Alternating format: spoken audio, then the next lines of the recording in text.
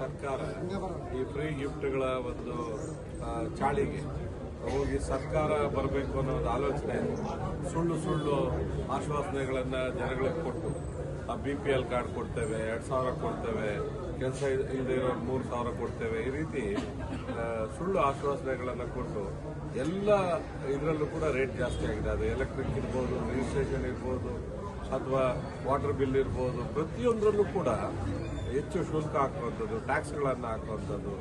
ಈ ರೀತಿ ₹1 ಫ್ರೀ ಕೊಟ್ಟರೆ ₹10 ಟ್ಯಾಕ್ಸ್ ಅನ್ನು ವಸೂಲಿ ಮಾಡ್ತಾರೆ. ಸಿದ್ದರಾಮಯ್ಯ ಆಗಲಿ ಅಥವಾ DK ಶಿವಕುಮಾರ್ ಆಗಲಿ ಯಾರು ಅವ್ರ ಮನೆಯಿಂದ ತಂದು ಕೊಡಲ್ಲ, ಅವರು ಜನಗಳ ಹತ್ರದಿಂದನೇ ವಸೂಲಿ ಮಾಡಬೇಕು. ಇವತ್ತು 5 ಲಕ್ಷ ಕೋಟಿ ಸಾಲ ಆಗಿದೆ ಕರ್ನಾಟಕದಲ್ಲಿ. ಯಾರ ಮೇಲೆ ಬಂತು? ಅದು ಜನಗಳ ಮೇಲೇನೆ ಬಂತು. ಪ್ರತಿಯೊಬ್ಬರ ಮೇಲೇನೂ ಕೂಡ ಇವತ್ತು 1 ಲಕ್ಷಕ್ಕಿಂತ ಹೆಚ್ಚು ಸಾಲ ಇದೆ.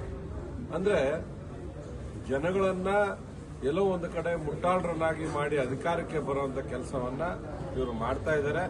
ಇಲ್ಲಿ ಸುಮಾರು ಈಗ ಜಾತಿ ಸಮೀಕ್ಷೆಯಲ್ಲಿ ಮನೆ ಮನೆಗೆ ಹೋಗಿ OTP ತಗೊಂಡು ಅವ್ರ ಮನೆಗೆ ಸ್ವಂತ ಮನೆನ ಬಾಡಿಗೆ ಮನೆನ ಅಂತ ಕೇಳಿ ಅನೇಕರ ಒಂದು BPL ಕಾರ್ಡ್ ಅನ್ನ ಕಿತ್ತಾಕಿದ್ದಾರೆ. ಅಂದ್ರೆ ಬಡವರಿಗೆ ಅನ್ಯಾಯ ಮಾಡುವಂತ ಕೆಲಸವನ್ನ ನಿರಂತರವಾಗಿ ಸರ್ಕಾರ ಮಾಡ್ತಾ ಇದೆ. ಗುಂಡಿಗಳನ್ನು ಮುಚ್ಚಲಿಲ್ಲ, ಧರ್ಮಸ್ಥಳದಲ್ಲಿ ಗುಂಡಿಗಳನ್ನು ತೆಗಿಲಿಕ್ಕೆ ಹೋದ್ರು. ಇವತ್ತು ಬೆಂಗಳೂರಲ್ಲಿ ಯಾವ್ದಾದ್ರು ಒಂದು BBMP ಆಫೀಸ್ಗೆ ಹೋದ್ರೆ ಈ ಖಾತಾ ಮಾಡಲಿಕ್ಕೆ ಲಂಚ ಕೊಡಬೇಕು, BDAಗೆ ಹೋದ್ರೆ ಲಂಚ ಕೊಡಬೇಕು. ಪ್ರತಿ ಕಡೆನೂ ಕೂಡ ಲಂಚ ಅವತಾರ ಮಾಡಿಟ್ಟಿದ್ದಾರೆ. ಎಲ್ಲೂ ಕೂಡ ಜನಗಳಿಗೆ ಫ್ರೀಯಾಗಿ ಮತ್ತೆ ಅನುಕೂಲಕರವಾಗಿ ಕೆಲಸಗಳು ಆಗ್ತಾ ಇಲ್ಲ ಸರ್ಕಾರ. ಅದರಿಂದ ಜನ ಕೂಡ ಬೇಸತ್ತಿದ್ದಾರೆ. ಆದಷ್ಟು ಬೇಗ ಈ ಸರ್ಕಾರ ಹೋಗ್ಲಿ ಅಂತ ಜನ ಬಯಸ್ತಾ ಇದ್ದಾರೆ. ಯಾಕಂದ್ರೆ ನಾವು ಮಾಡಿದ ಕೆಲವು ತಪ್ಪುಗಳಿಂದ ಅವರು ಅಧಿಕಾರಕ್ಕೆ ಬಂದರು.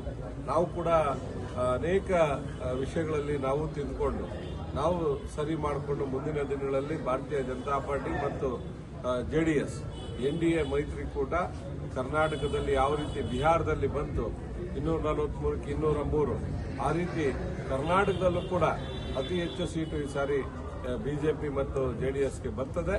ನಾವೆಲ್ಲ ಒಗ್ಗಟ್ಟಾಗಿ ಕೆಲಸ ಮಾಡ್ತೇವೆ. ಈಗಾಗಲೇ ಮೋದಿಜಿಯವರು ಬೆಂಗಳೂರಿಗೆ ಬಂದು ಅಭಿವೃದ್ಧಿ ಕೆಲಸಗಳಿಗೆ ಏನು ಚಾಲನೆ ಕೊಟ್ಟಿದ್ದಾರೆ. ನಾವು ಅವರ ಪ್ರಧಾನಮಂತ್ರಿಗಳಾಗಿರುವಂತಹ ಸಂದರ್ಭದಲ್ಲಿ MLA ಆಗಿ ಕೆಲಸ ಮಾಡುವಂಥದ್ದು ಪೂರ್ವ ಜನ್ಮದ ಪುಣ್ಯ ನಮಗೆ. ಆದ್ರಿಂದ ಅವರ ಒಂದು ಸ್ಫೂರ್ತಿಯಿಂದ ಇನ್ನಷ್ಟು ಒಳ್ಳೆಯ ಕೆಲಸಗಳನ್ನ ನಾವು ಮಾಡ್ತೀವಿ. ನೋಡಿ, ನಾವಂತೂ ತಯಾರಿದ್ದೇವೆ. ಕಳೆದ 2.5 ವರ್ಷದಿಂದ GBA ಚುನಾವಣೆ ಮಾಡ್ತೀವಿ ಅಂತ ಅವರೇ 224 ವಾರ್ಡ್ ಮಾಡಿದ್ರು. 243 ಇದ್ದಂಥದನ್ನ 224 ಮಾಡಿದ್ರು. ಈಗ 5 GBA ಮಾಡಿದ್ದಾರೆ. ಅಂದ್ರೆ 198 ವಾರ್ಡ್ ಎಷ್ಟಿತ್ತು ಅದನ್ನೇ 360 ವಾರ್ಡ್ ಮಾಡಿದ್ದಾರೆ. ಅವಶ್ಯಕತೆನೇ ಇರಲಿಲ್ಲ. ಒಂದು ಬೆಂಗಳೂರನ್ನ 5 ಬೆಂಗಳೂರಾಗಿ ಮಾಡಿ ಎಲ್ಲೋ ಒಂದು ಕಡೆ ಅವರು ತಪ್ಪೆಜ್ಜೆಗಳನ್ನ ಇಡ್ತಾ ಇದ್ದಾರೆ.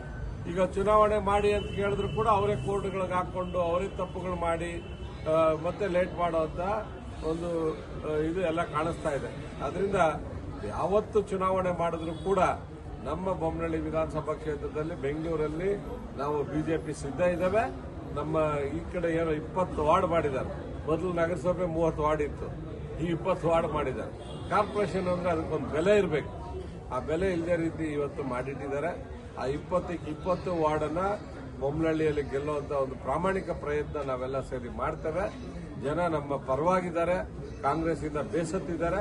ಜನ ಯಾವತ್ತೂ ನಮ್ಗೆ ಆಶೀರ್ವಾದ ಮಾಡ್ತಾರೆ.